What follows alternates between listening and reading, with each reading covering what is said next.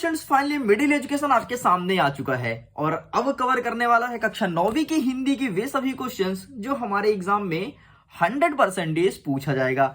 आप तो middle education से ओल्ड स्टूडेंट्स हो और आपको पता है कि मिडिल एजुकेशन ने त्रैमासिक में टॉप कराया, अर्धवार्षिक में टॉप कराया, जबकि अलग अलग जिले के अलग अलग पेपर आ रहे थे, फिर भी आपने टॉप किया ना। एंड फाइनली वार्षिक में तो पूरे मध्य प्रदेश का पेपर सेम है ना, तो टेंशन क्यों। मिडिल एजुकेशन आ चुका है आपके सामने हिंदी के उन सभी क्वेश्चंस को लेकर के जो आपके एग्जाम में 100% देखने को मिलेगा। सो स्टूडेंट्स आपको करना क्या है, जिस क्वेश्चंस को मिडिल एजुकेशन यहाँ पर टिक कर देता है उसको अच्छे से पढ़ करके जाना।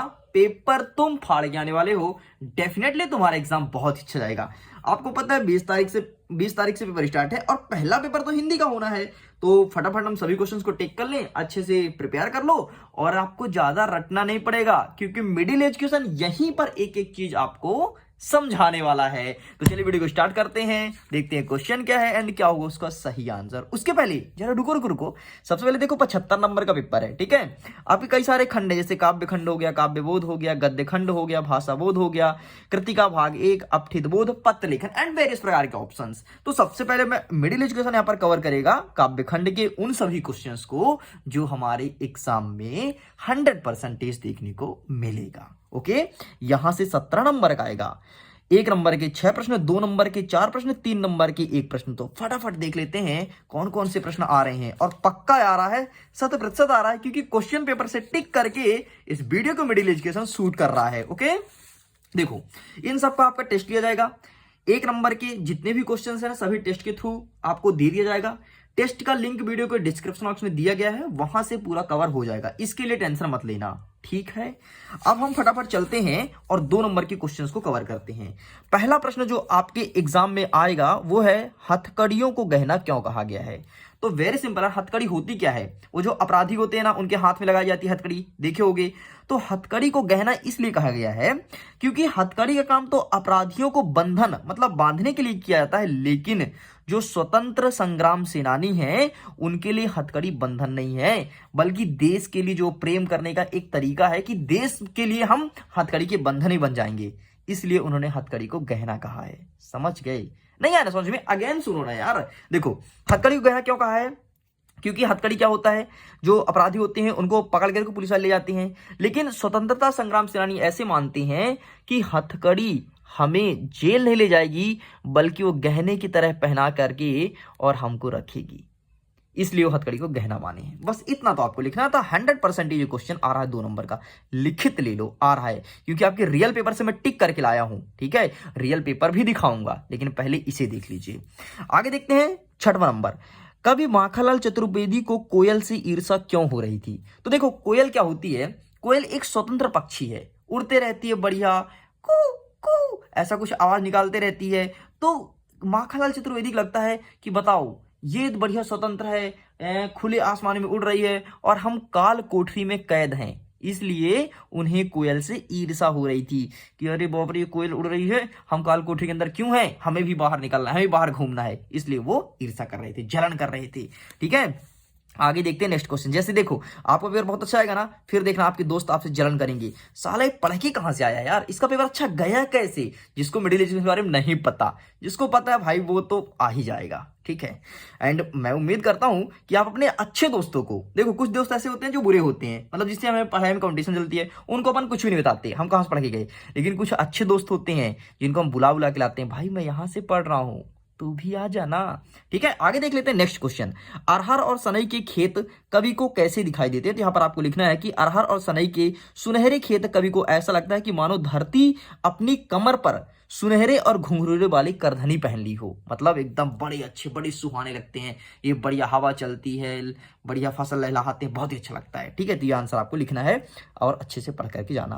ये देखते हैं नेक्स्ट क्वेश्चन, कवि रसखान के भाव सौंदर्य की 2 विशेषता बताइए। भाव सौंदर्य का मतलब होता है वही रसखान यार जो कृष्ण के बारे में लिखते थे कि धूर भरे अति श्याम जो तैसी बनी सुर सुंदर जोटी, काग के हाथ बड़े सजनी हरि हाथ सुले गए माखन रोटी, ठीक है। उन्हीं रसखान के बारे में बात कर रहा है कि किस प्रकार का भाव यूज करते थे। तो भैया वेरी सिंपल, आपको कृष्ण जी के बारे में लिख देना है, वही इनका भाव सौंदर्य, एक बार पढ़ लो लिख देना, टॉप तुम करोगे। ठीक है, आगे देखते हैं नेक्स्ट क्वेश्चन। छायावाद के बारे में लिखिए। तो बारे में लिखना है मतलब छायावाद की विशेषताएं आप रेडी कर लेना। कितने रेडी करेंगे सर? तो केवल 3 रेडी कर लेना, बस काम हो जाएगा, तीर मार दोगे तुम। ठीक है, बाकी यहां से कोई प्रश्न नहीं पूछा जाएगा। आगे देख लेते हैं, भक्ति काल को स्वर्ण युग क्यों कहा जाता था या फिर क्यों कहा जाता है? तो भक्ति काल के समय क्या होता था कि विभिन्न वर्गों के लोग, वर्ण व्यवस्था, सामाजिक भेदभाव, कर्मकांड का मतलब होता है जो छुआछूतपन करते हैं ना, ये इसे मत छूना, इसे मत छूना, ये नहाया नहीं है, ये नीच जात का, इसे मत छूना, ऐसे करते थे ना, पहले करते थे, अब नहीं करते बेटा। अब आप जैसे लोग जब जैसे जैसे पढ़ करके आगे बढ़ेंगे तो होशियार होंगे और लोगों को भी जागरूक करेंगे कि देखो भेदभाव नहीं करना चाहिए। अब खुद देखो ना यार, आपके कई सारे दोस्त हैं, मुझे पता है, झूठ मत बोलना मेरे दोस्त नहीं है सर, आपके कई सारे दोस्त हैं, तो कुछ ST SC भी हैं, कुछ जनरल में भी आते हैं, कुछ OBC भी हैं, सबसे अच्छी दोस्ती है ना। लेकिन प्राचीन काल में ऐसा नहीं होता था बेटा। ST SC आ गया, अरे अरे ऐसा बोलते, अरे छूना मत, इसको घर के अंदर मत बना, पानी उसको बाहर बैठाओ, उसको बोरी में बैठाओ। और जैसे ही कोई ब्राह्मण व्यक्ति आ गया, जनरल का आ गया, अरे पंडित जी आई पंडित जी बैठी, ऐसा चलता था। तो ये तो गलत था ना, आप खुद सोचो। इसलिए अब हम इन सब बातों से दूर हट रहे हैं। तो भक्ति काल में कर्मकांडों के विरुद्ध आंदोलन, भावनात्मक एवं मानवीय मूल्यों के कारण इसे स्वर्णयुग कहा गया है। मतलब कर्मकांड जो पुरानी प्रथा चलती थी उनको हटाने की बात कर रहे थे। ठीक है, तो इसे आपको लिख करके आना है। आगे देख लेते हैं भक्ति काल के 2 कवि और उनकी रचना। तो भक्ति काल के कई सारे कवि हुए हैं, आपके कबीरदास जी, आपके सूरदास जी, आपके तुलसीदास जी, रसखान जी, मलिक मोहम्मद जायसी जी, ये सब भक्ति काल के ही हैं। भक्ति काल को कैसे पहचानोगे? सिंपल सा, वो कवि जो भक्ति भजन में मन लगाए, जैसे रसखान कृष्ण में लीन है, मीरा कृष्ण भगवान में लीन है। मीरा तो ऐसा मान ली थी कि मेरी शादी हो गई वो भी कृष्ण से। बताओ, सोचो, कृष्ण भगवान कहाँ, मीरा कहाँ? मीरा पृथ्वी लोक पर, कृष्ण भगवान अंबर लोक पर, और मीरा समझ ली मेरी शादी हुई कृष्ण भगवान से। कृष्ण के लिए बहुत व्याकुल हुआ करती थी। ठीक है, तो उन्हीं कवि का नाम लिख देना बस। अब देखो नेक्स्ट क्वेश्चन जो मैं बोला, छायावाद की 2 विशेषताएं। तो पहला विशेषता सुनो, छायावाद सौंदर्य और प्रेम का चित्रण, आमूर्ति और भाव प्रणय है। ठीक है, सेकंड नंबर सुनना कि प्रकृति का सजीव चित्रण होता था, मतलब जो दिखते थे ना वही लिखते थे। ऐसा नहीं हम कुछ भी लिख रहे हैं, जैसे आजकल गाने में क्या होता है, आजकल गाना तो कुछ भी चलता है ना, बेबी डॉल टाइप से क्या क्या बोलते रहते हैं, हो बेबी डॉल मसोलेगी, ऐसा चलता है आजकल गाने में। लेकिन पहले ऐसा नहीं होता था, बेबी डॉल नहीं मसोलती थी, पहले बहुत अच्छे से प्राकृतिक के बारे में बन गया था। तो ये आपको लिखना है। ठीक है बेटा, आगे देख लेते हैं नेक्स्ट क्वेश्चन। पद्य साहित्य के इतिहास को कितने कालक्रम में बांटा गया है? नाम और समय सीमा लिखो।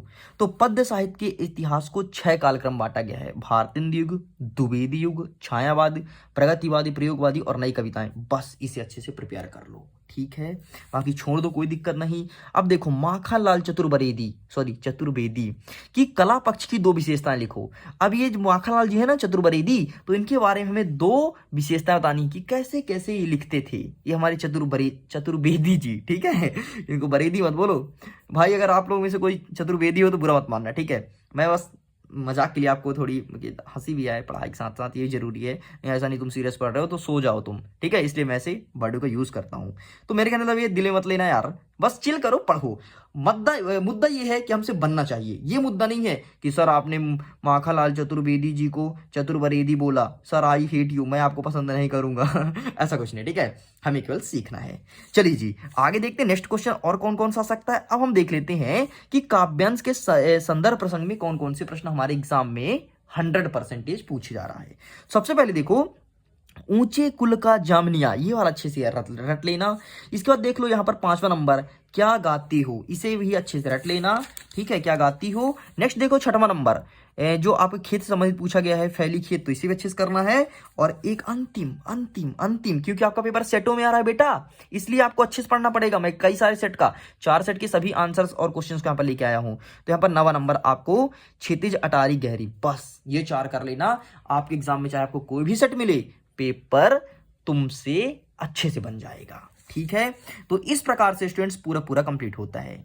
जल्द ही मिलेंगे सेकंड पार्ट के साथ, जिसमें कवर करेंगे काव्य बोध को। तो ये वीडियो कैसा लगा कमेंट सेक्शन में लिख करके जरूर बताना। अगर बाकी बहुत मजा आया हो ना यार, वीडियो को दिल से लाइक करो यार, अपने मित्रों के साथ शेयर करो और बताओ कि मिडिल एजुकेशन में वीडियो आना स्टार्ट हो गया। ये मिडिल एजुकेशन का पहला वीडियो है, बैक टू बैक सभी क्लासेस के वीडियोस जल्द ही देखने को मिलेंगे। ओके, ये है मेरे वीडियो के and. So God bless you all.